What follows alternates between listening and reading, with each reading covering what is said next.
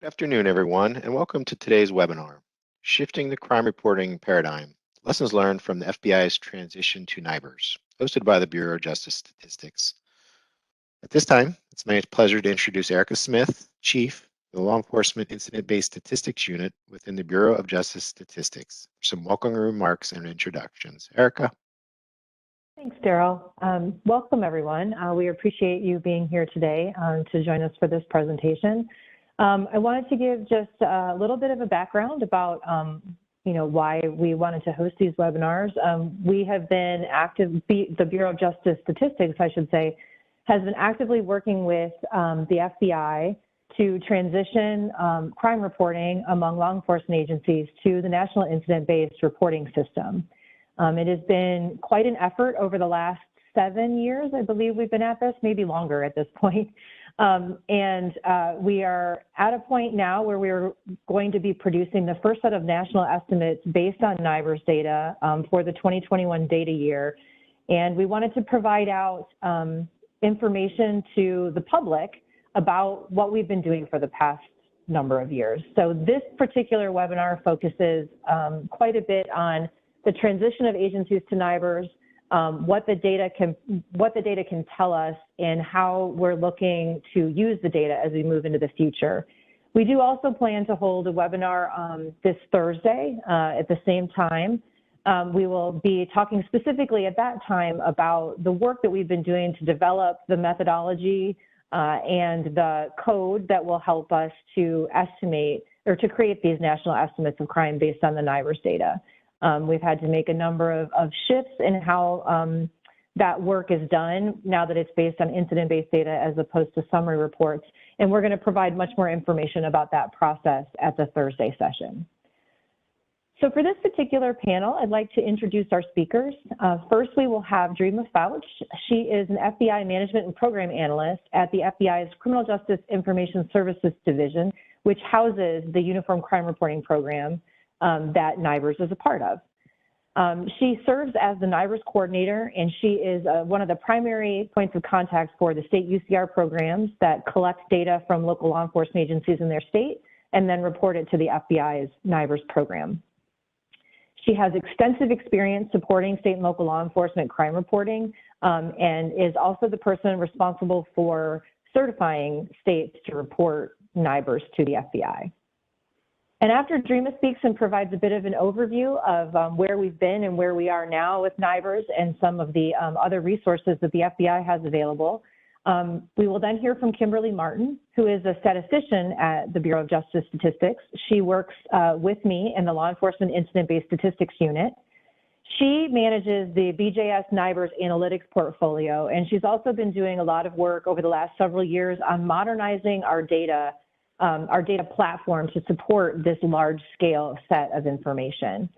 She has about 20 years of experience conducting research and data collection in the field of criminal justice, and she is our resident expert on NIBRS data analysis at BJS. So with that, I believe that I will turn it over to Dreama to provide us an update on the NIBRS transition and some additional information about resources from the FBI. Dreama? Hello, everyone. As Erica stated, I'm Dreama Fouch, and I'm going to give you just a quick where we've been and where we are now about the FBI's NIBRS transition. So let's compare where we were at from 2016 to where we are today. We started the NIBRS transition within the UCR program in January of 2016. That's when it kicked off. And at that time, we had just over 6,600 agencies that were reporting NIBRS data. And those agencies represented 37.2% of the total agencies reporting and 29.5% of the population covered. Today, I'm pleased to announce that we are at over 11,500 agencies reporting NIBRS. That's an increase of over 4,900 agencies from where we were at in 2016. And those agencies represent 61.2% of the total agencies reporting, or 24% of an increase. And then we are at 64.5% of the population covered by NIBRS today, and that's a 35% increase from where we were at in 2016. So state participation. When we started our transition in 2016, we had 16 states that were NIBRS only reporters. We had 17 states that we referred to as hybrids. That meant that there were agencies that were reporting NIBRS data, but there was also agencies still reporting the summary-based data to the FBI. Then we had 2 states that did not have UCR programs, and there were 15 states that were summary-only submitters. In 2022, we still have the 18 NIBRS-only states. We have 30 that are partial NIBRS reporting states, which means that the data that we're getting from those states, it's NIBRS data, and the other agencies are not participating because they haven't successfully transitioned yet. And then I have 2 states that I'm working with toward NIBRS certification. So here is just a visual of the information I just provided. The darker blue on the map are those states that are the fully NIBRS submitting states. The lighter shades of blue represent those partial NIBRS states, and then the 2 states in gray are those that are working toward certification. Some of the resources that we have available, and these resources are always available to help states and agencies, and that's our NIBRS technical documentation. We do have data integration support. This support is particular to the XML submission process. Then, of course, we have the NIBRS subject matter expertise that will include myself, our training staff, and others within the UCR program. And we always offer no-cost NIBRS training. And then I wanted to provide you some contact information if you would need to reach out to the FBI UCR program about NIBRS. We do have a website, and that site is listed. We also have an email address if you have questions or anything that you want to provide back to us as far as feedback or any concerns that you want to express. You can use that email address. You can call us at the phone number listed. And then I also provided contact information for our training staff, as it's a phone number and an email. So feel free to use any of those methods of communication if you would need to reach out to the FBI. Thank you. I'm going to turn it over to my colleague at BJS, Kimberly Martin. Thank you, Dreama. Good afternoon, everyone. My name is Kimberly Martin. I'm a statistician at BJS. As Erica mentioned earlier, I work with her in the Law Enforcement Incident-Based Statistics Unit. I'm going to be talking today about a couple of things Dreama mentioned, but I want to elaborate on a few of those issues.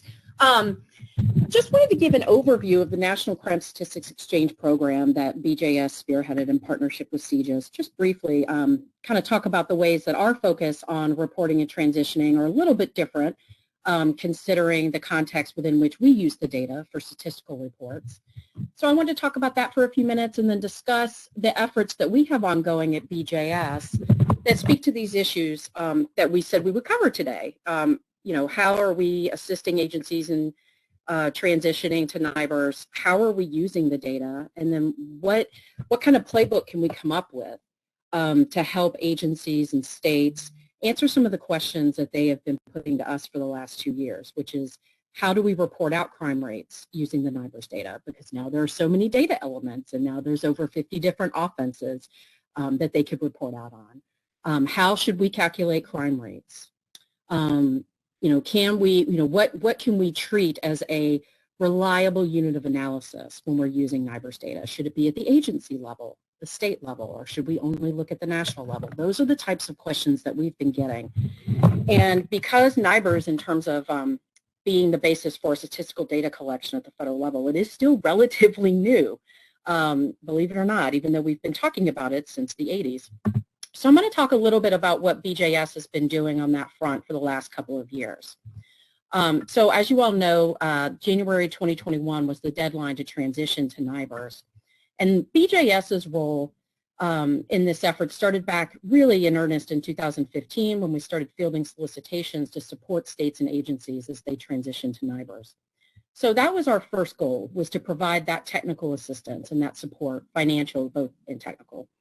But then we're really sort of starting to get into the other piece, the phase 2 of our goals for NCSX, which is that we've got to take the data and, we've got an increasing amount of data coming in.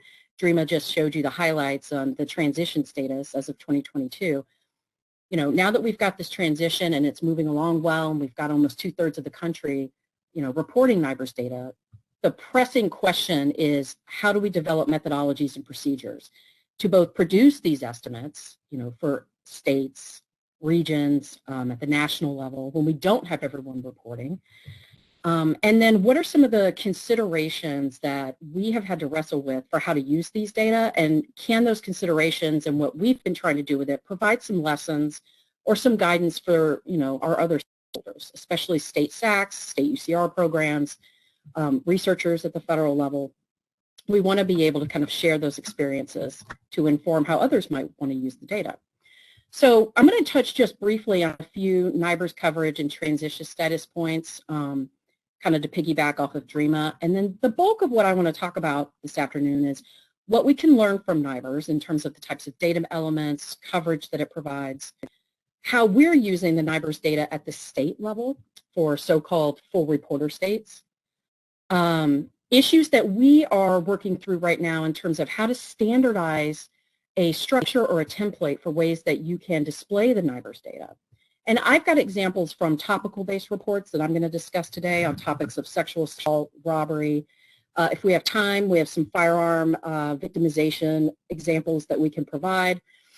But essentially, it's a guide to understanding what are the key points, data elements from the NIBRS data that you could pull out to leverage for your own state, your own law enforcement agency. And then I want to review some of the tools that we've been trying to develop at BJS to support the NIBRS data analysis. And when I say support, I mean support in terms of showing people, demonstrating visually what they can do with the data. But a key centerpiece of what we're trying to do is to make the data much more accessible to the public. And we want to do it in a way that's very fast and performant, where you can go into a data visualization and analysis tool online. You can generate visual graphs of your findings, and you can generate tabulation, and we're also developing requirement generate. All this is in development, I should stress. So you're going to see some examples, some early, I guess, mock-ups of what that looks like as we are wrapping up the development phase and getting ready to roll this product out. So that's the one caveat I would put on today's talk, is that a lot of this is still in development. So the first thing I want to touch on is, what can the data tell us? And one of the common issues that we have had to wrestle with is that the way that these data are submitted and structured does kind of lend itself to some data quality issues that we have had to wrestle with. How the data get reported from the local law enforcement agency to the state and then to the federal level will impact, for example, data quality and completeness in terms of the data elements that they complete. The reported crime incident is reported by, the community, let's say a victim or someone in the community, a third party reports it, or an officer. And then it gets filtered down to questions of, was an incident founded? Was a report even taken? All of those are things that we can't see, right, at our level, at the federal level. We currently have no flag for incidents that are unfounded in NIBRS. And so this is how the data gets ingested. We take essentially everything you see in that second box, the data recorded in the law enforcement's records management system. That all gets recorded at the local level, and all these follow-up investigation findings, arrest clearance information, any additional outcomes, let's say, for example, an injury becomes a homicide. All of those then get updated on that record after the fact. And so there's really a process that, you have to appreciate that's happening behind the scenes that generates these data. And so essentially it's a stream from the local law enforcement agencies, including tribal, up to the state Uniform Crime Reporting Program, and then that pipeline, that local data pipeline, then goes to its final destination, which is the FBI's UCR program. And this is part of the reason why it does take a little bit of lag time between when crime incidents are reported and when we do see them at the federal level. Some of the considerations that we have in using the data for statistical purposes has to do, obviously, with this coverage. And Dreama touched on this already, that she went all the way back to 2016. But I mean, just looking from 2018, when we had 43% of agencies reporting, by 2020, it was up to 57%. The key, though, is that not all of those agencies are created equally, right? What we're focusing on at BJS and also FBI CJIS is that we've got to get those agencies in the U.S. that make up a disproportionate share of the crime in the country. So in NCSX, one of our centerpieces, our focus, is on getting the 72 largest agencies in the U.S. to transition. In some states, we are so close to calling that state a full reporter state, for example. And this really touches back on that piece, a couple of slides ago where I said what happens at the local does greatly impact the data quality at the federal level. One example I can give, and the best way to talk about this, I'm sorry, I hope everyone is comfortable with it, is just conversationally. I've got one NCSX grantee. It's one of the largest agencies in the Midwest. The state is a NIBRS only state. And it's a state that is so close, but they still have 3 data elements that are required in NIBRS and 4 data elements that they do not collect. And as a result, that one agency has kept its entire state out of our ability to include them in reports as a full reporter state. It limits our ability to calculate crime rates for that state. And this was also the case for one of my grantees I wrapped up last year, the Las Vegas Metropolitan Police Department. These agencies, these large agencies, Las Vegas is a pretty extreme example. They make up over 80% of all crime reported in Nevada. But it kind of illustrates the point. It's the local that really drives what we're seeing at the federal level. And so we've got a few large agencies that have collected, almost all the required data elements for NIBRS, but not quite enough to get certified. And so we have a heavy push, to help provide support, financial, technical assistance, others to these agencies. So far, where we are with these 72 largest agencies is we've got 40 that will have a full year of data in 2021, which is fantastic. And then another 13 are going to provide 6 to 11 months of data in 2021. Add those two together, we've got about 53 of the largest law enforcement agencies in the country for which we have data to estimate crime, victimization, arrest rates on some level, right? We have some data to work with. But, the example that I mentioned earlier about the large Midwestern agency, it really is the crux of the challenge facing us, that we can transition 400 agencies within a state, but without that one, a large urban agency that generates a large proportion of crime for that state, it really does challenge our ability to generate crime rates. And then you start getting into issues like breaks in series and things like that. So I just don't want to lose sight of the fact that we are still in the transition push, despite all of our success. We've got 53 of the largest agencies in the U.S. who we'll have data for, but that still leaves another 19, so 8 and 11 down here, for which we will not have sufficient data to provide estimates on. And this also varies by region. This is a little bit of a busy chart, but the main point is that the purple parts of the bar that you see right here are agencies that are non-reporters. And that percentage is higher in the Northeast. So what the point, and this will be a theme that kind of runs throughout today's discussion, is that what we see at the national level is essential. It's a centerpiece of the NCSX goals, our initiative to come up with national estimates of crime. But I can't stress it enough that the coverage, even though nationally it is improving, it is not equal across states, across regions. The regions with the highest rates of NIBRS reporting right now are the Midwest and the South, and it's lowest in the Northeast. So we still have some work to do in that area. One big challenge we have is that we've got some very large agencies in the Northeast that have still not yet transitioned to NIBRS, and that is driving that overall rate. Those agencies include ones like New York City Police. We are also working extensively with the New York State Police. Some of those large agencies are still in the process of onboarding. So in 2018, we went from about 22 states that had 80% or more of their agencies reporting NIBRS.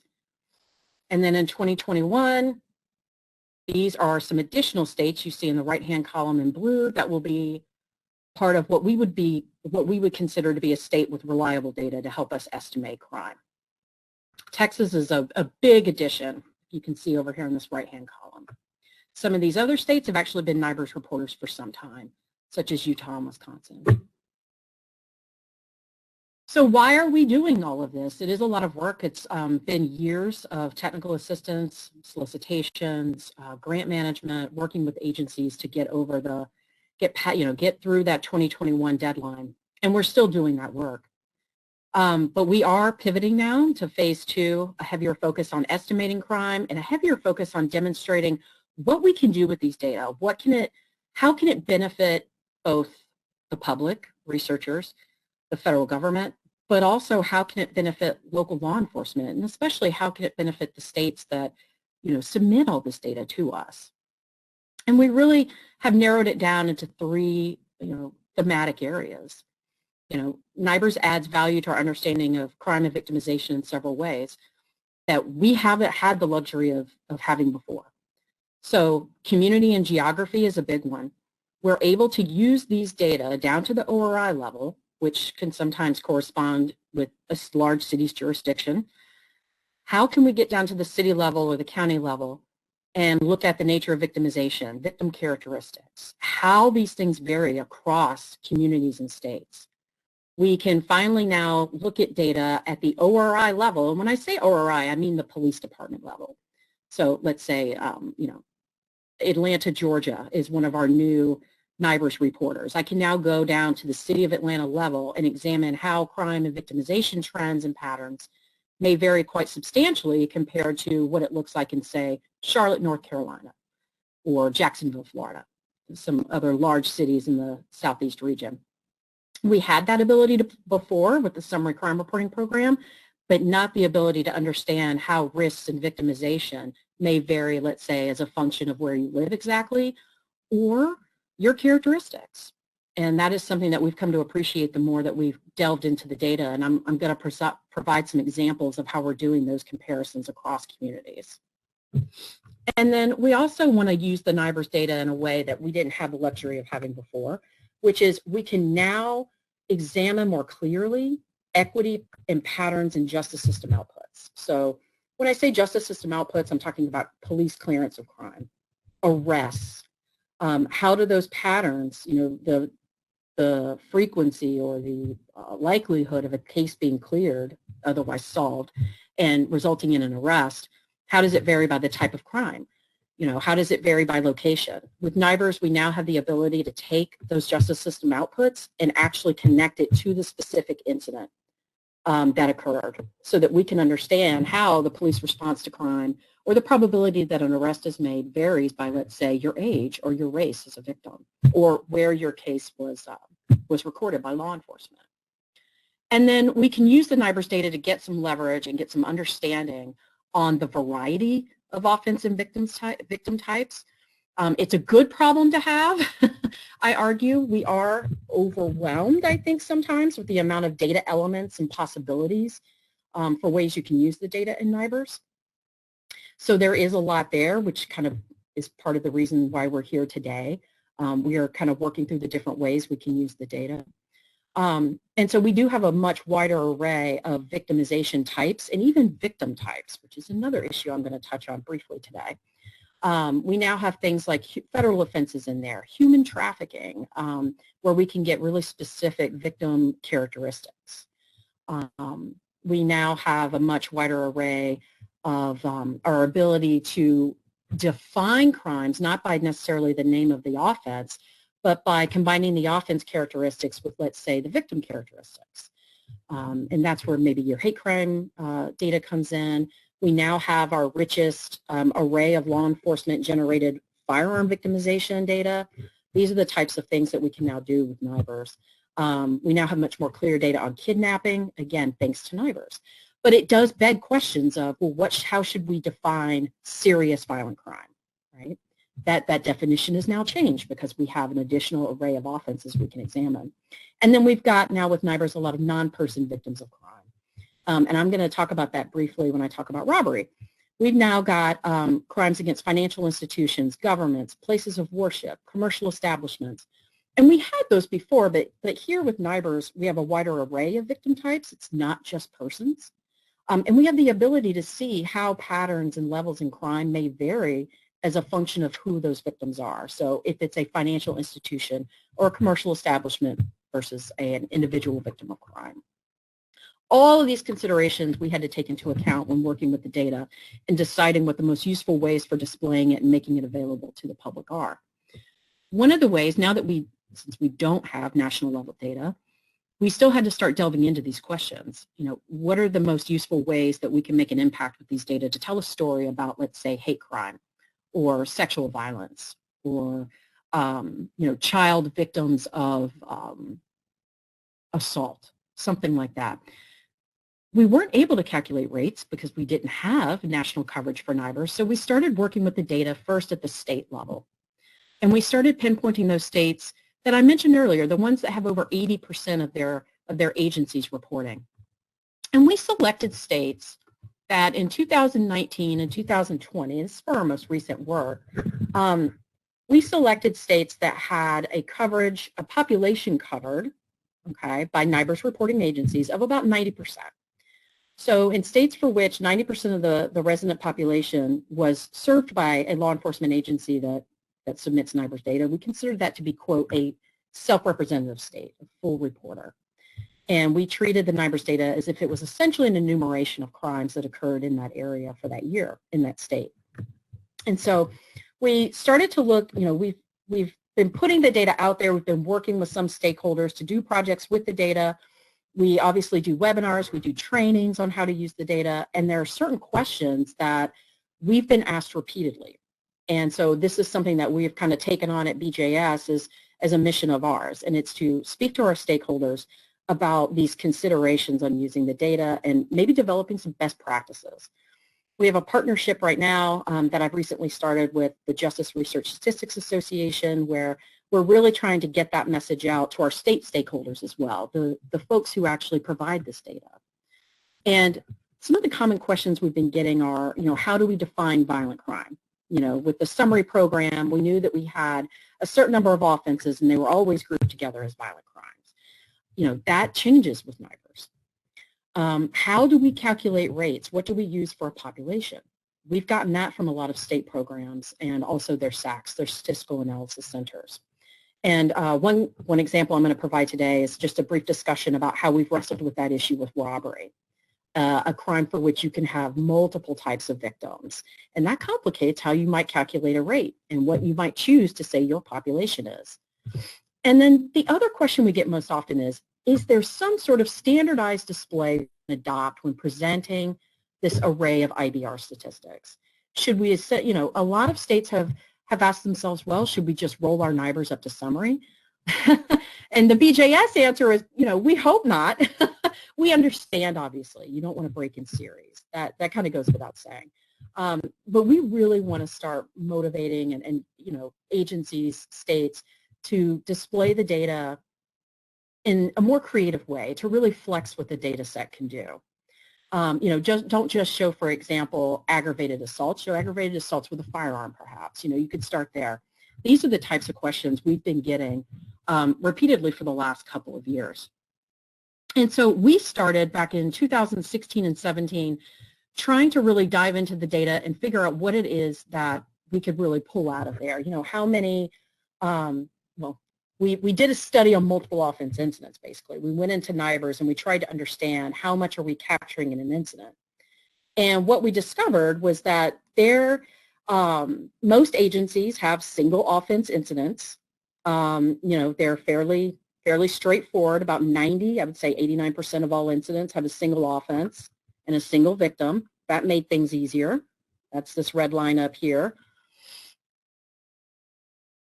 And we discovered that right here, the number and percentage of incidents with single and multiple offenses, even if there are more than one offense, that's only about the vast majority of those. I'm looking on this second row where it says 2 offenses. About 10% of all incidents have more than one crime, and it's really just one additional offense. So that was the first question we kind of had to ask ourselves, is how often are we capturing incident-based data with multiple victims, multiple crime types? Obviously, that increases the complexity of the data analysis with NIBRS. And we've been getting a lot of questions from folks, should we even present rates of crime using NIBRS at the incident level, or should we do it at the victimization level? That was why we embarked on this sort of initial exploratory analysis. And these tables are from a report that we published in 2017 or 16, or I'm sorry, 2018. And it's about multiple offense incidents. And this report's available on the IACP, the International Association of Chiefs of Police website. They have an NCSX resource page where you can find this and download this analysis. And then the other question that we asked ourselves too is, when we do have multiple offense incidents in NIBRS, what are we dealing with? Are we dealing with incidents where there's multiple Part 1 crimes, Part 1 borrowing some language back from the summary days.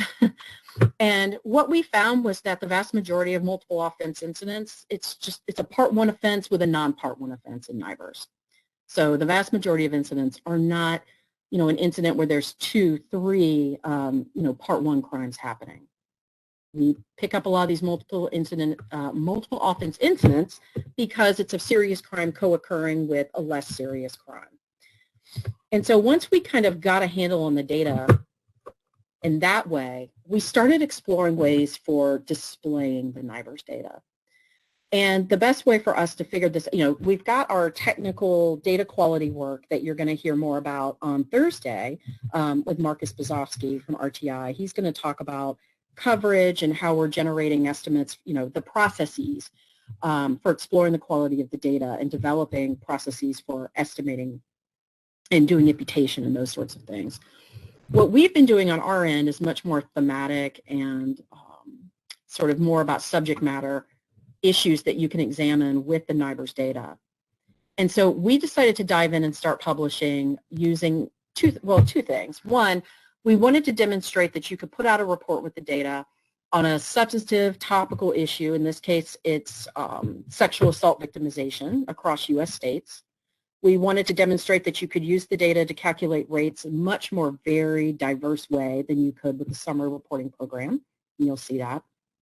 And then the third goal was to demonstrate that not only can we take NIBRS and understand what's going on, we can use these data elements to develop a more rich, complete picture of crime and victimization. But the key that we wanted to provide people was the ability to compare those things across states and the ability to do all this relatively quickly and in an interactive way. And that speaks to what Erica mentioned earlier, which is that we are trying to modernize the platform by which we get this information out there. And so what we developed in our unit, and this started honestly years ago, it's I'm sitting here and I can't believe how long it's been. We started this around 4 years ago, trying to develop this platform for online interactive statistical reports. And we launched it with the Sexual Assaults Recorded by Law Enforcement report. It is available on the BJS website. And I don't link to it here, but here's the link right here, and these slides will be made available afterwards. But what I wanted to demonstrate here, and I can do a separate demo of this report. There's not enough time to do it today. But the whole point of the report was to provide a way for users to go in, click on specific NIBRS states, and drill down one at a time into statistics on, really rich statistics on victimization and offending and clearance. And although I don't have time to go through the whole report today, a couple of things I want to highlight that show the value of NIBRS. We were able to produce this report and look at sexual assault victimizations for children of all ages, which was very important to us. One of the greatest, most valuable resources we have at BJS is the National Crime Victimization Survey. It has informed so much of what we know about sexual assault, including data quality work at the federal level on sexual assault and how to measure it. But we weren't able to get sexual assault statistics for children under 12. And we knew that that was a particularly vulnerable group. And so we specifically chose this topic for our first report, our first real special topics report on the NIBRS data. And we were able to measure sexual assault in a slightly more broad way, or not necessarily broad, but in a more granular way. The FBI does have a revised definition of rape and sexual assault. And it consists of rape, sodomy, and sexual assault with an object. We also have the crime of fondling, which is considered a violent person crime in NIBRS. And so we were able to look at sexual assault more broadly, but also to look at patterns of victimization and how they vary by those specific sexual assault offense types, and then to make jurisdictional comparisons. And it was interesting. I'm going to show you what this looks like in terms of the interface. You can just go onto the BJS website and find this report. It provides 2 years of data. You can look at 2015, or we have a little button up here that you don't see where you can toggle and go to 2019, and you can click on a state and just sort of drive yourself through this report. And it's all interactive, so you can click on each of these dots and get definitions. You can click here and go to methodology. You can change your years up here, which then also regenerates a new set of states, since our states are growing each year with NIBRS. And what's really valuable here is this is a side-by-side display of what these reports look like for, and I just picked these states randomly, for Tennessee and for Michigan. And you can see the value of comparing across states here. Both Michigan and Tennessee have about the same response rate. It's very, very high. I believe it's around 99%. 98% of agencies reporting in both of these states, and they have a long history of submitting NIBRS data. So neither one of these are considered new NIBRS states. But what's striking is that while there are some things that do vary considerably across places, when it comes to crime, and you'll see that here, there are other statistics that are honestly surprisingly enduring, and they do not vary across places. I'm going to kind of highlight what those are. We were able to learn a lot more about this data by being able to analyze the data on the fly like this. It was actually it was really effective. And so here's an example of why it's important to really look at these statistics. Remember, it's a standardized federal database, but these phenomena do vary. So for example, about 12% of all violent victimizations involved a sexual assault in the state of Tennessee in 2019. But it was 25% in Michigan, a quarter of all violent crime. And when I say violent victimizations, it's another important consideration that we get asked about a lot. That percentage does not include simple assaults. We removed simple assaults from our definition of violent victimization for this report, and we narrowed it down to what we would consider serious violent crime. All violent crime is serious, but we're talking about ones that are aggravated assaults, rape, sexual assault, kidnapping, homicide, robbery, manslaughter, those types of things. When you include simple assault, and we have had agencies do this, we've had them calculate a crime rate where they took every crime in NIBRS and they added it into their numerator and put it over their population, and that was their crime rate. That is not something we would necessarily advocate for. We would advocate for doing something a little more granular, where you would compare, let's say, a definition of violent crime that maybe excludes simple assaults, or we would agree on something that serious violent crime. That would be an example of that. Or making comparisons across certain crime types like robbery, sexual assault, and homicide. But this is why we started doing these types of reports, is to kind of speak to this issue of how do we define violent victimization? What should we be presenting statistics on? So yeah, it makes up sexual assault makes up a significant chunk of all serious violent crime in Michigan, a quarter of it. And it's about double what it is in Tennessee. Similarly, you see a rate that for something in Michigan that is higher in Tennessee. So there were 78.9 sexual assault victimizations per 100,000 persons in the state of Tennessee. And the rate was 4 times higher for children under age 18 than for adults. That rate was 7 times higher for children, the rate of sexual assault in Michigan, 7 times higher than it was for adults. So you see that the patterns are similar. The risk is much higher for young children. Well, you'll see just how young in just a second, but it's higher, considerably higher for children. But that risk is much higher, the magnitude is much higher in Michigan than it is in Tennessee. And here we were able to create a platform, and here the platform is, it's mostly JavaScript, but you could do this type of report in lots of platforms. You could use Tableau to auto-generate these. You could use a platform like the SAS Via platform. They're both very similar, and they are beautiful, and they're very easy and user-friendly to work with. And that is something that we are now gradually rolling out at BJS. We have access to Tableau now. All the mapping software we want, it's really nice, and we're able to take these large, more complex data sets like NIBRS and quickly distill them into something you can compare side by side with the click of a button, really. And so here's one example of your ability to do that now as a data user. These 2 graphs are from the 2019 Sexual Assault Victimization Report.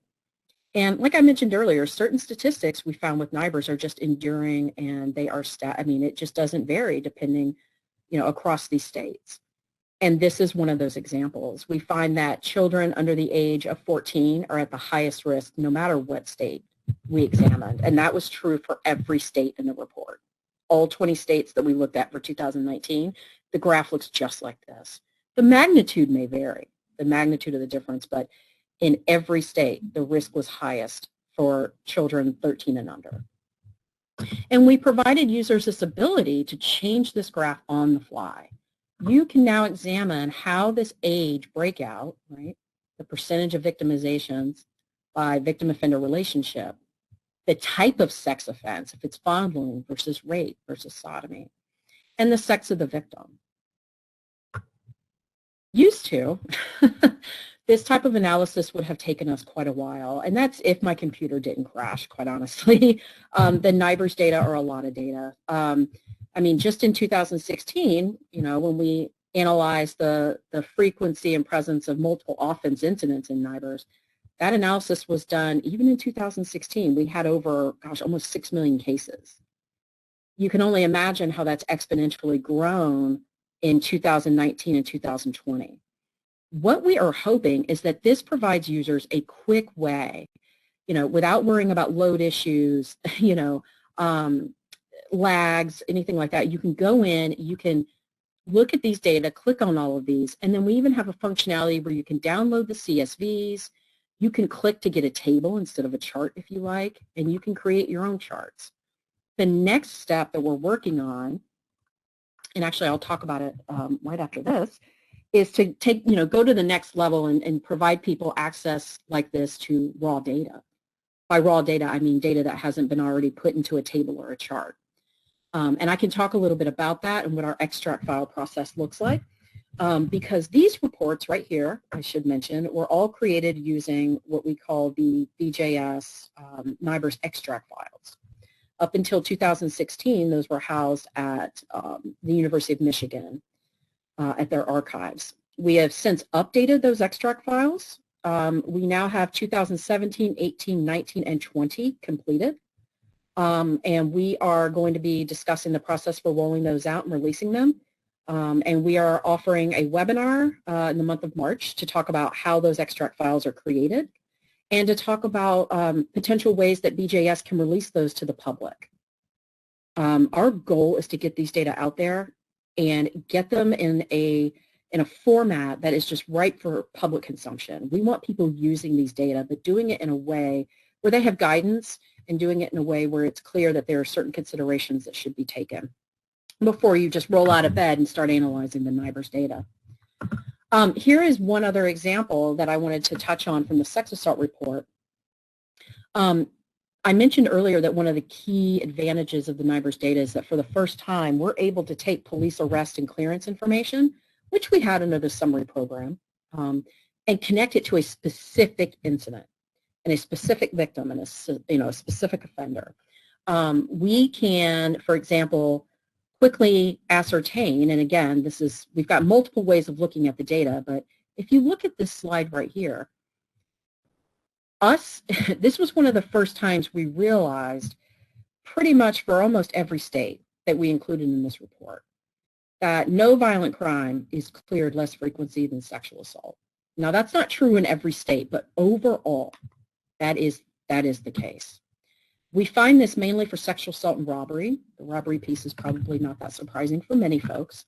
But for sexual assault, where the vast majority, we found that 89% of victims, I think it was, they know the offender in a sexual assault incident. And yet the ability to clear these by arrest is stunningly, it's just infrequent. It really is. In the vast majority of states, sexual assaults were the least likely to be cleared compared to all other violent crimes, including less than robbery. And we really didn't have a good grasp on that, either at the state level or at really the federal level, until we started really taking these deep dives into the data. And so this has helped guide us towards some additional questions, that we're going to start looking at with the data, especially the clearance issues. So this is just one example of this platform. We have since updated it, I should mention, before I go much further. We're now looking at robbery, and we're also doing some work on firearm victimization. And, I'm looking at the time. Obviously, I need to stop talking soon, so I'm going to keep going. But these issues, I can, if anybody has questions, I can talk about what these look like when it comes to robbery, and how we calculated rates for robbery. We ended up calculating rates only for individual victims. We took commercial establishment victims out of our robbery report, and I can talk about that hopefully after the report is released. Here are some resources for law enforcement and community leaders. And again, these resources will be posted on the BJS website with these links. One of the key things that we put out early on, before we even really got into the nuts and bolts of how to put out an annual crime report with a lot of our agencies and states, was just how do we talk about NIBRS? States were really worried that their crime rate would increase. The worry was, I think, mostly centered on large local law enforcement agencies. And so we have some talking points, ways of communicating to stakeholders that we have developed for agencies. And so I'm just in the interest of time, I'm just going to skip to this right here. And this is just a brief overview of a new resource that we are developing. It's under the review process right now at BJS. It's our NIBRS data dashboard. And it's an online data analytics platform. We built ours with Tableau, and then we customized it with the use of some JavaScript. But the whole goal here is for people to be able to see the data, to visualize it.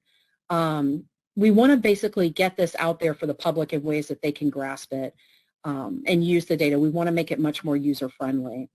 And we want to start taking this crime data and not just visually displaying it at the local or state or national level.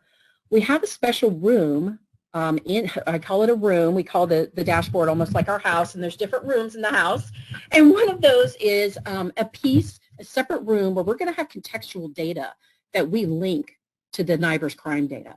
And one example that I'm working with now, and the reason why we want to add these contextual data, let me back up and say contextual data are things like census data that describe the cities or the states from which these crime data are generated. So for example, if I was to analyze crime for Las Vegas or for the state of Nevada, I would have in this dashboard key, first of all, shape files to map the data, map crime data for Nevada, and I would have the ability to link up census data to different jurisdictions and in Nevada and for Nevada as a whole in this dashboard. And right here is just one example of one of the contextual indicators that we are working towards incorporating in our dashboard. It's fairly new. It's called the Community Resilience Estimates. It's from Census. I encourage anybody who is interested to go down there and check it out. But it looks at a whole host of indicators of community resilience. The focus here is that we want to help provide some some structural data in terms of population dynamics, housing, employment, poverty, all those types of indicators, urbanization, the percentage of communities that are rural for a state. We want to combine all of that with the crime data so that people can start to understand crime statistics in context. And that was a call that we got from law enforcement executives as part of an initiative BJS spearheaded called the Crime Indicators Working Group.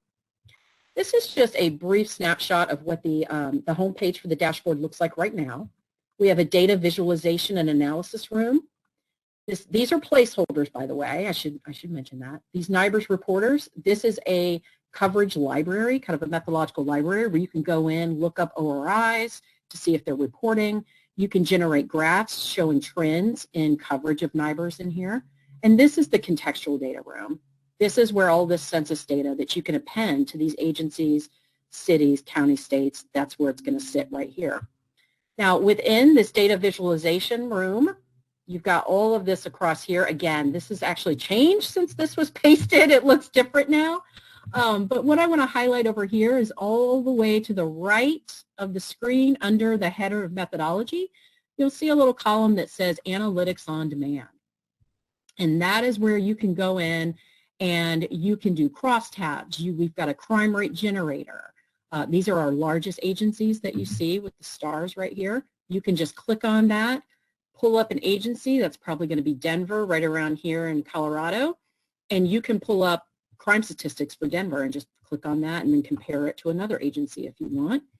Here's an example of an area in the dashboard with which we can calculate actual crime rates because we've got the coverage to do it. This is the state of Virginia, a longtime NIBRS reporter.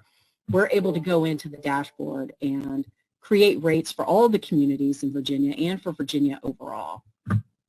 So, and it's done on the fly. It's really quite nice. This is just a generic crosstab that you can see.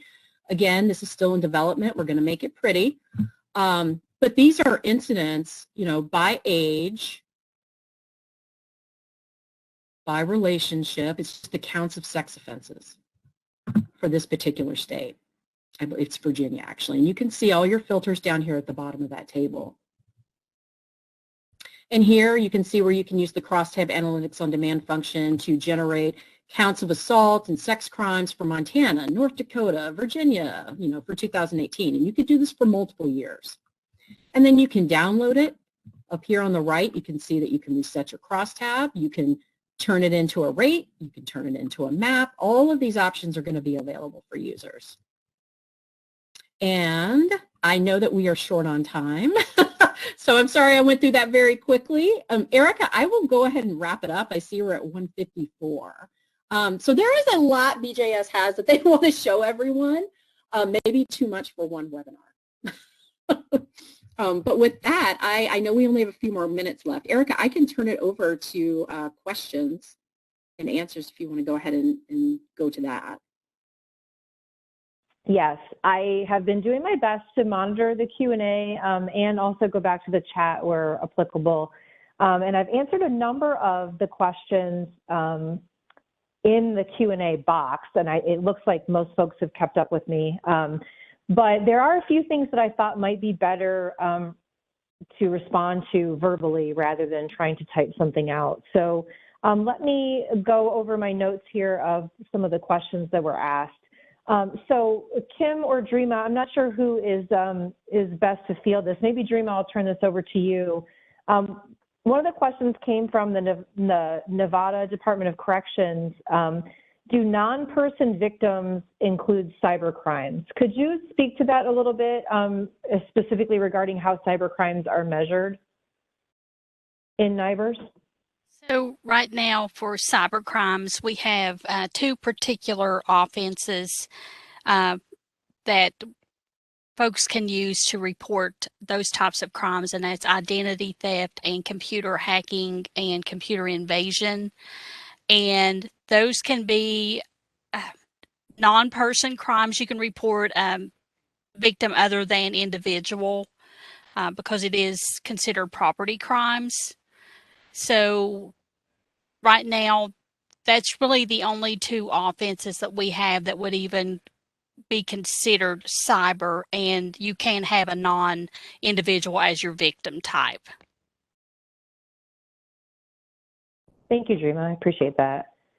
Can I ask also, just following up on the cybercrime piece, that's with the location, is there still a location code for cyberspace? Is that how folks might also be able to indicate that something, that one of the offenses was cyber related? That's correct. We do have that location type of cyberspace, and those two offenses are the only two offenses you can use that location type with.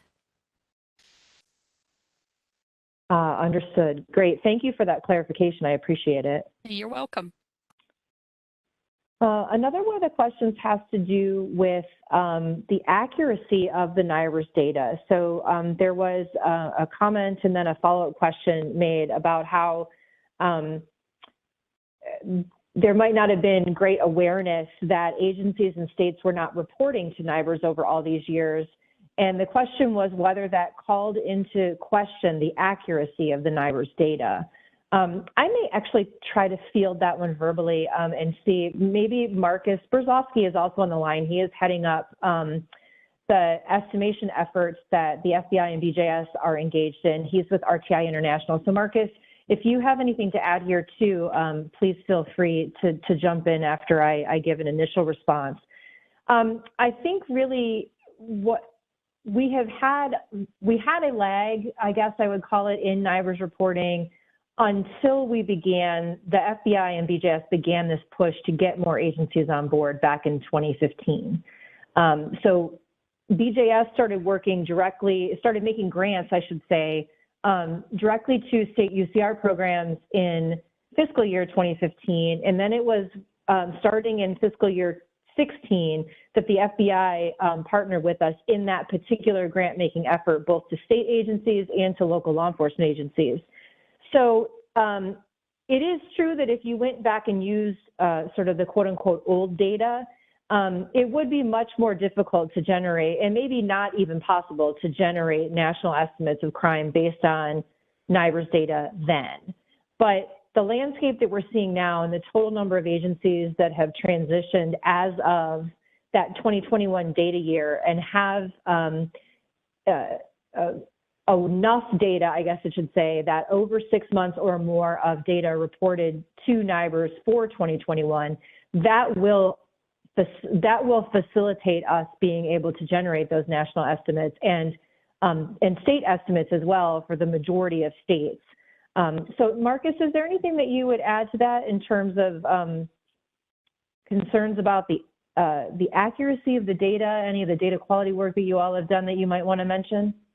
Yeah, I mean, I would just say, prior to say 2020, I mean, I think there might be some concerns that the states and agencies that reported NIBRS versus those that didn't were just very different. And so creating national estimates from those earlier years is a little tricky because of those differences and being able to account for those differences. So that's one big difference. And then secondly, just while there's, because NIBRS produces, has information on so much detailed characteristics, whether or not there's enough information to generate national estimates for some of those very detailed characteristics is also in question. But I think, as Erica was saying, with the push to get people to transition, you really started seeing in 2019 and then certainly 2020 and now 2021 data year, for which we will produce national estimates.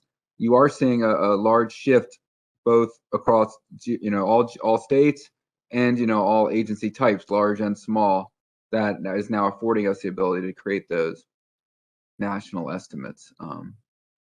So I think anyway, so meaning I think it is possible now. How far back that you can do that, though, I think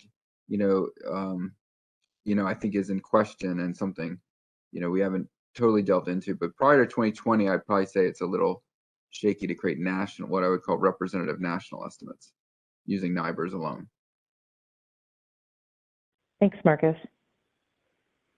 Another question came in about the ability to report more than one offense in an incident. So I think this was teed up as Kim was presenting on the findings from the BJS work on multiple offense incidents.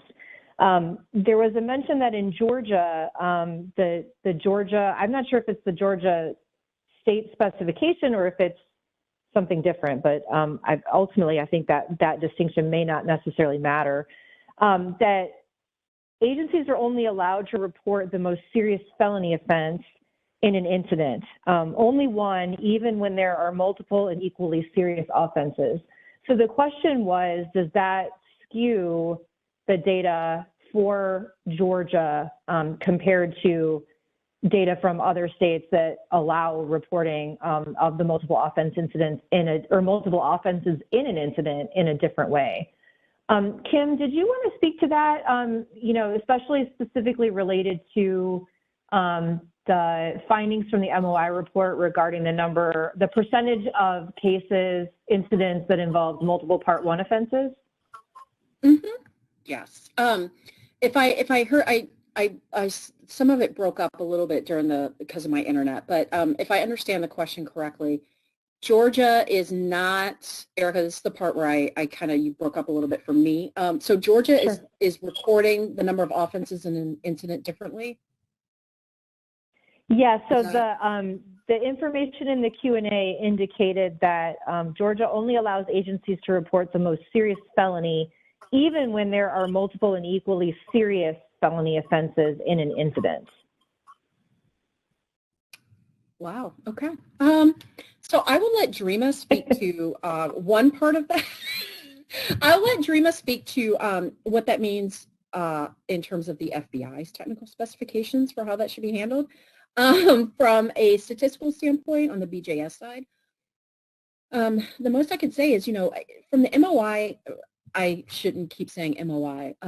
MOI simply stands for multiple offense incidents. Our analysis of multiple offense incidents and we've continued to look at this issue, I have since 2016, has shown no real growth in the number of incidents we have where there's more than one, violent crime that occurred.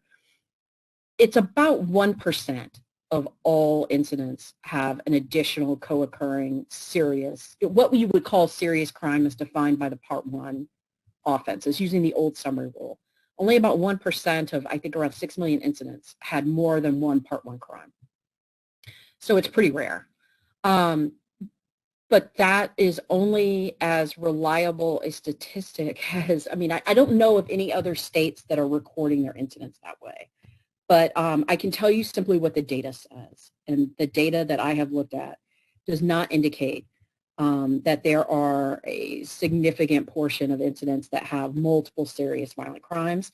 Most MOI incidents are against one victim, not more than one victim, and it's a serious crime coupled with something else. So it could be like a robbery and possession of maybe drugs or drug paraphernalia, something like that. That is what I see in the data. In terms of how Georgia is doing that, I would like to put that piece of it to Dreama, if that's okay. Dreama, can you speak to that a little bit in terms of how Georgia is coding their incidents? I can, and it appears from this question that Georgia is still applying the hierarchy where they only want the most serious offense reported. And that's not how NIBRS is structured. We allow up to 10 offenses per incident. We would not want a state to use that hierarchy any longer. The beauty of NIBRS is that you get all of that detail within that incident. And if there's multiple offenses, whether they be the more serious or the lesser serious crimes, we want to know about those. So it sounds as though Georgia may not have built their NIBRS to comply with the federal technical specification. And just to be clear, I believe that I asked the requester, I think that was Stacy, I asked her to follow up directly with me. So I will loop you guys into when we have that conversation. So that was a good piece of information to have included in the Q&A for sure, so we can understand a little bit more about what's going on and what the impact might be. There were some questions that came in right there at the end that I did not get an opportunity to respond to. in the Q&A box, so we'll go ahead and do those verbally too. So there is a request, I think it actually looks like, relative to the dashboard work that is being done. And I think this would also apply to, we didn't speak about it, but the FBI also has their Crime Data Explorer, which offers a number of different ways to not only visualize the data and interact with it, but then also to download data directly in, I think, several different formats as well. But the statement in the Q&A is the request, I think. In addition to the dashboards and data viz tools, the hope is that we will prioritize making the data available in flexible and usable ways, such as via APIs. And then there's, an example that the Census Bureau APIs have demonstrated the value in making those data available to third-party developers to build even more than a single agency can build. That's absolutely 100% the case. I just like to really tout what Kim has been working on over the last couple of years. It is a big effort at BJS to put out a dashboard that is conceptualized to be quite as robust as the one that Kim has been working on for the last couple of years, because we have historically not had a data infrastructure that supported it. And so she's had to systematically build that structure out with the support of others at BJS and within the Office of Justice Program. So that's been a little bit of a delay, I would say, in actually bringing it out to the public. But we think that we're just about on the cusp of that, which is really great. And there definitely will be places in the dashboard where you would be able to customize data files and download them. There'll be API access to the data. And there might, I would guess there would actually be multiple cuts of the data that we would make available that way.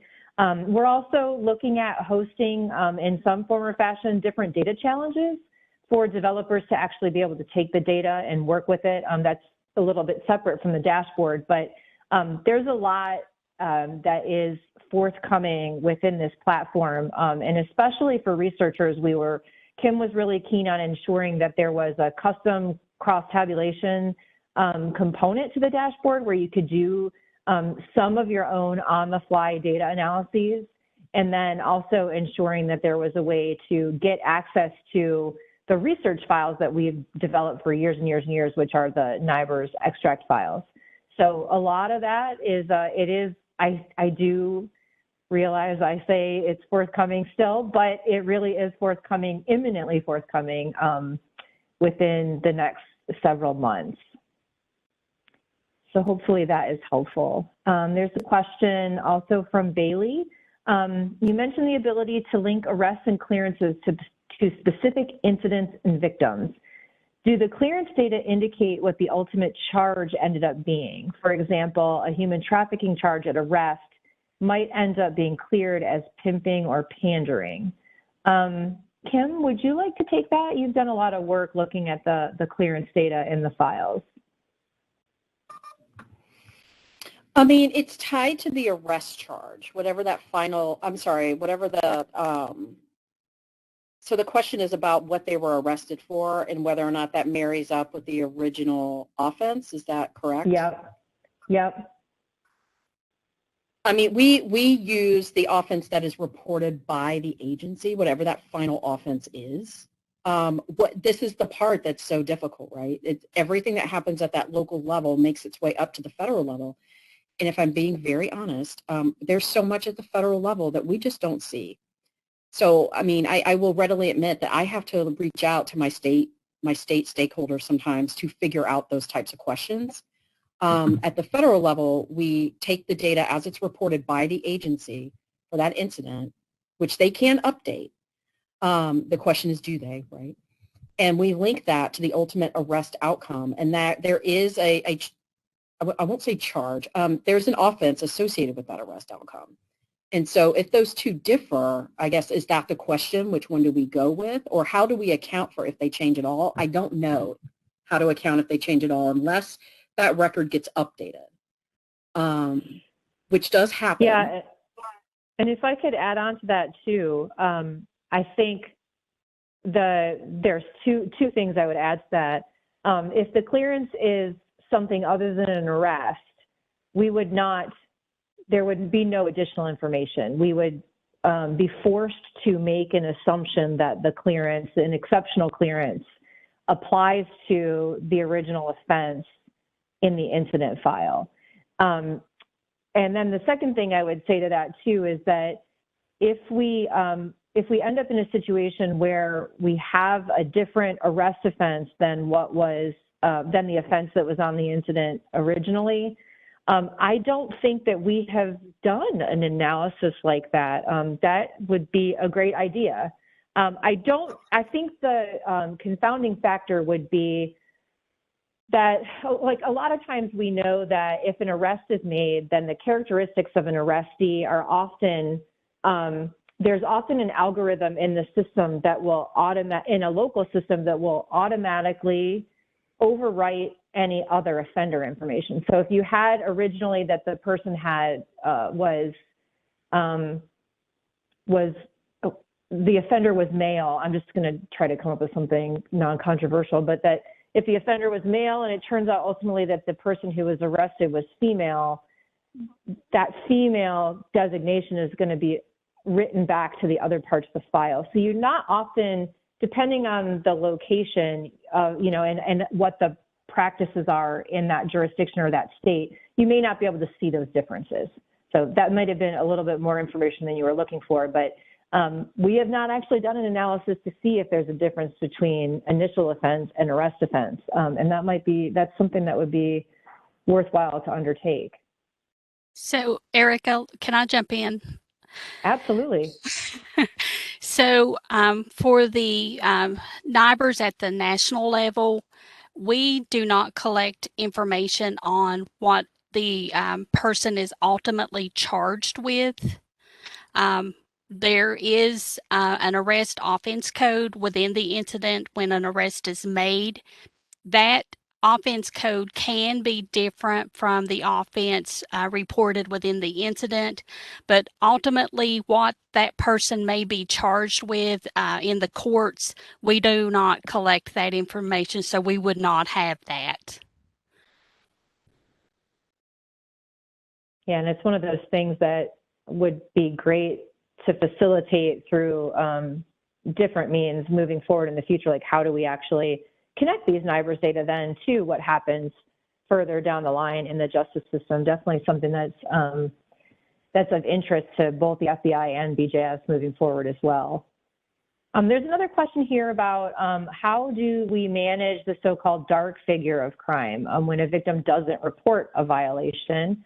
And then additionally to that, whether there is any program that encourages victims to report, and how do we account for any changes in the likelihood that people will report a victimization based on their belief of whether the police have the ability to solve the crime or not. So I'm going to start with the first piece about the dark figure of crime. BJS maintains the National Crime Victimization Survey, which does measure both reported and unreported victimizations in the community. So we do, that survey was actually developed specifically to try to understand the dark figure of crime. How much goes unreported? How does that vary by the type of victimization? How does that vary by characteristics of the incident, such as the relationship between the victim and the offender, or where the incident took place, the severity of it, whether there were injuries, those types of other indicators within an offense. So we do maintain that information. We report out on that annually. The Department of Justice indicates that the data from the NCVS and the data from the UCR program are the nation's two official measures of crime, and that while they cannot be directly compared, they do provide together a much more holistic picture of crime and victimization in the country. So we do maintain that, report out on it annually. We also have special reports that we put out on certain subpopulations or different offense types, and all that information is available on the BJS website. I would say regarding the third piece about whether people whether the desire to report a victimization to the police is impacted by a victim's concern that the police won't be able to do anything about it. The NCVS data do also attempt to capture that with good detail. So if a victim, if we are interviewing someone for the NCVS and they say they were a victim of a crime, we do ask them if they reported that crime to the police or another authority. They provide that information, and then if they did not report it to police, we ask follow-up questions about why they didn't report and some other detailed information. That's also available through the reports that we put out annually as well. So if that's a resource that folks are interested in, that's very easy to find on the BJS website. And when it comes to programs that will encourage victims to report, I would say we have the federal government, and within the Office of Justice Programs, has a pretty robust infrastructure set up to try to facilitate that reporting and the providing of services out to victims of crime across multiple different types and within multiple different fields, both through typical sort of more traditional criminal justice venues, as well as social service venues and public health agencies as well. Most of those programs are run through the Office for Victims of Crime, but the Office on Violence Against Women also does have a large program set up for all kinds of victims of crime. They have some targeted directly for domestic violence victims and elder abuse victims, but then they have other programs as well. So I would encourage folks, if you're interested in that, to check out the resources from those agencies, because they do have a lot to offer. Marcus, this one might be for you. There's a question about how will NIBRS estimates address any uncertainty due to missing and imputed data? Could I turn that over to you? Sure. Yeah, it's a great question, and definitely something we'll be talking about on Thursday's presentation, if you're able to make that one. But the short answer is we're going to be including confidence intervals in the estimates. So today, when you see UCR estimates, they're the counts and percentages and rates, and they're just, those numbers are just put out there by themselves, and that's okay in today's world, because between both NIBRS reporters and summary reporters, there was such a high coverage rate of reporting that there really was no uncertainty in those estimates and those counts. But when now that we're NIBRS only, at least until we reach that higher level, there is uncertainty, as the question indicates. So I agree with that. So what we're going to do is we are developing an approach to include confidence intervals around each estimate that a person can then have to understand the range in which we think the estimate might actually be, because we cannot give an exact answer because of the lack of the lower coverage rate and the uncertainty that causes. So we'll talk about more of this on Thursday, though. But that's the short answer is every estimate will have a confidence interval to go along with it. Thank you, Marcus. We have a question from Jim Lynch. What is going on with rate denominators? So Marcus, I might throw that one back to you too, and also give a plug for the Thursday session where you're going to be talking much more about the population data that we're going to be using. But if you want to give a little teaser for that, if you wouldn't mind, that would be great. Well, I'm not sure I understand. So for rate denominators, so that's the question. What is going on with rate denominators? Yeah, I think it's basically about what population data are we going to use. Hopefully I'm getting that right. Yeah. And then maybe just a little bit about some of those subpopulations of agencies like the tribal and the university agencies and things like that. Okay, sure.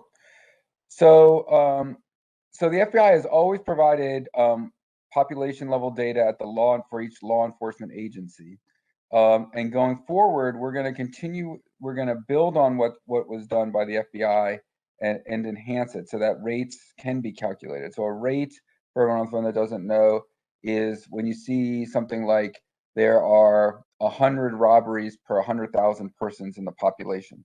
So that is a rate, and to get that rate, though, you have to know how many, what the population served is for each law enforcement agency that you're including in your estimate, and then build that up.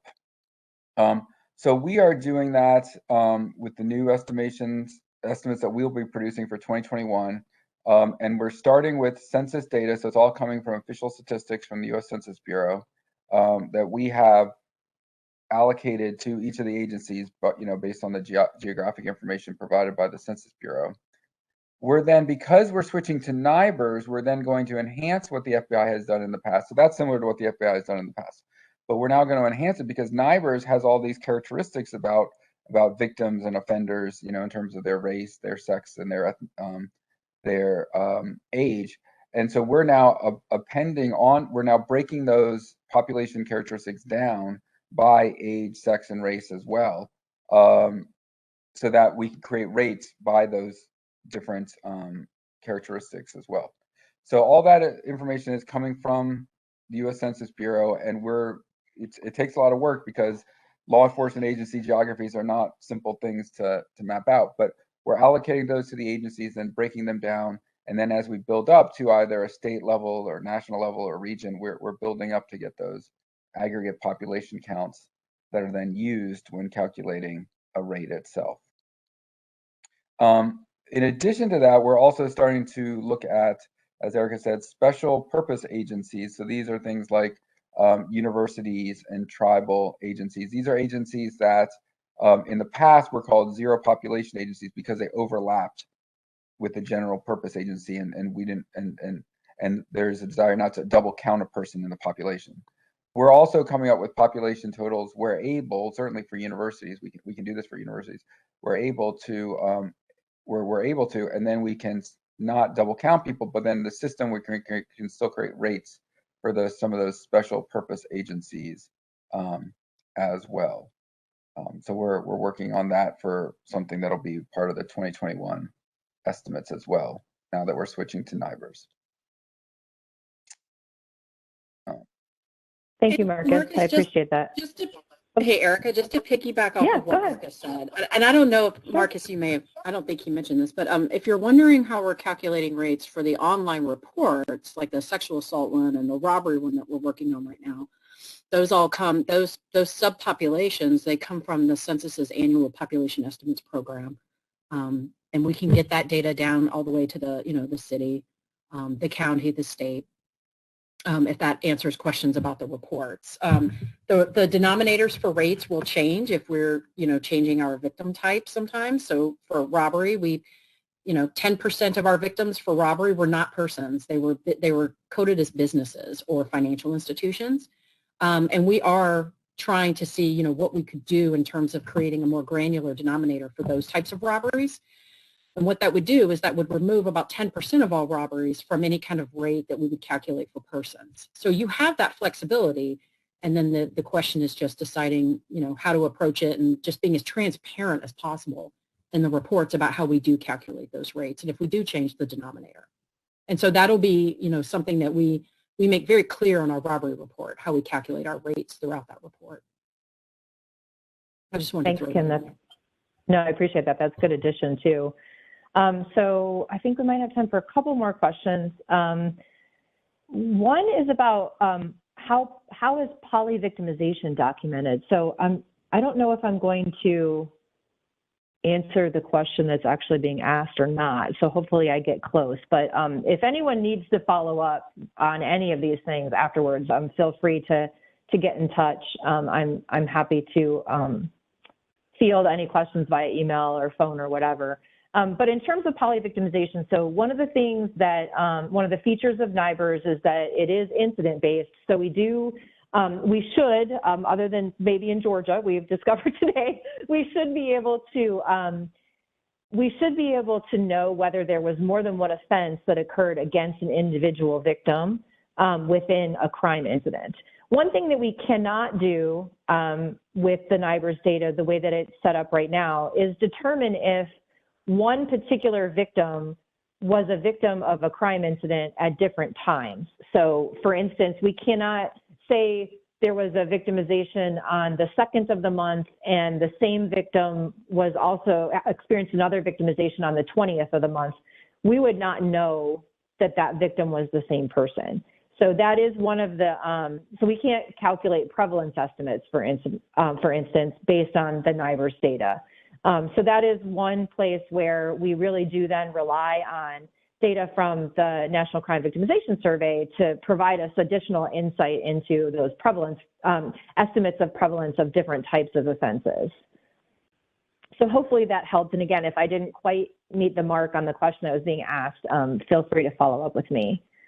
The next question here is about whether the offense if there is an offense classification error at the initial level, that reporting stage where local agencies are making the classification, then does that error remain in the file?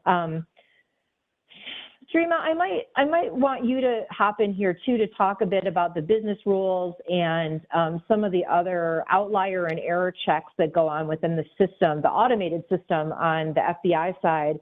But the one thing I would say initially about that too is that I guess the short answer would be yes, with a lot of caveats around that. So there are a number of points in the process where the data are reported, the data are put into a record management system at the local level that should have a number of different checks that are specified by the FBI's technical specification for NIBRS, or the state's technical specification for their incident-based reporting program.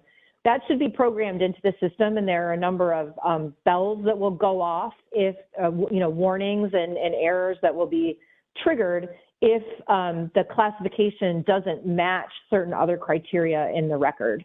So there are a number of things that, are sort of checkpoints along the way at the local level. And then when those data are pulled together and the incidents are aggregated and sent up to the state agency, to the state Uniform Crime Reporting Program, there's a similar set of checks that go on there to look for these outliers and problems in the individual records and send those things back to the local agency to fix.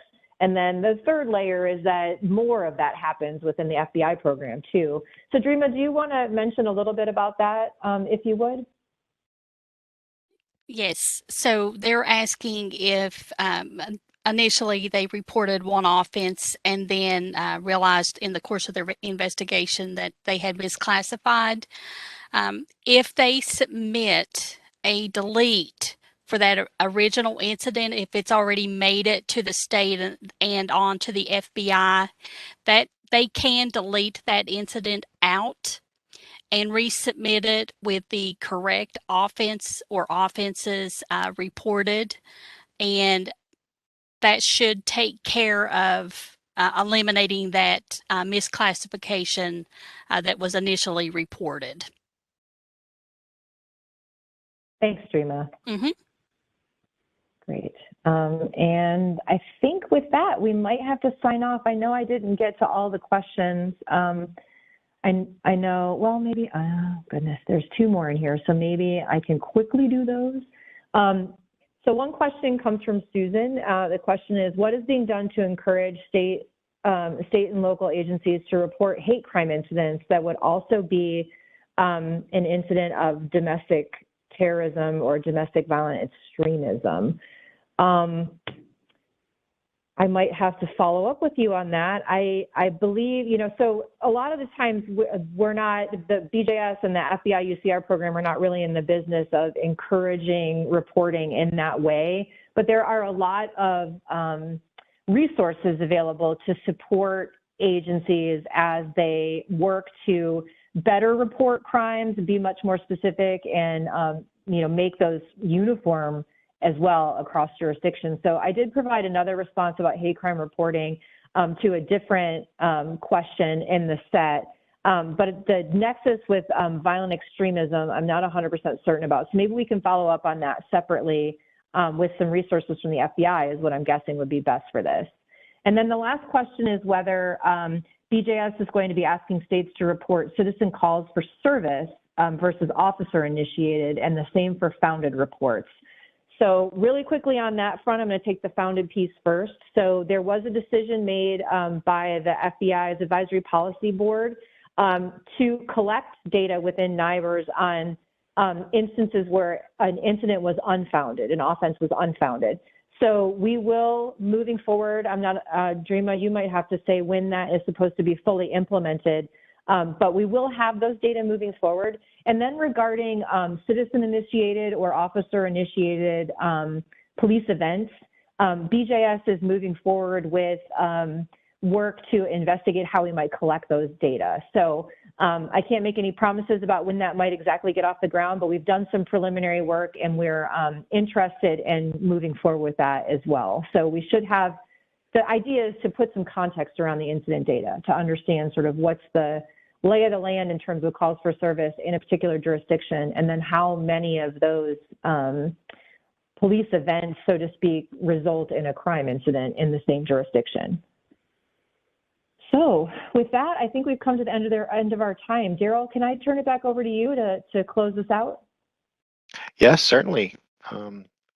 Be brief. We want to thank everybody for joining today's webinar. Just as a reminder, I know it's been entered in the chat several times, the recording, PowerPoint, and transcript for today's webinar will be posted to the BJS website, so keep an eye out for that. So with that, on behalf of the Bureau of Justice Statistics and our panelists, we want to thank you for joining today's webinar. This will end today's presentation.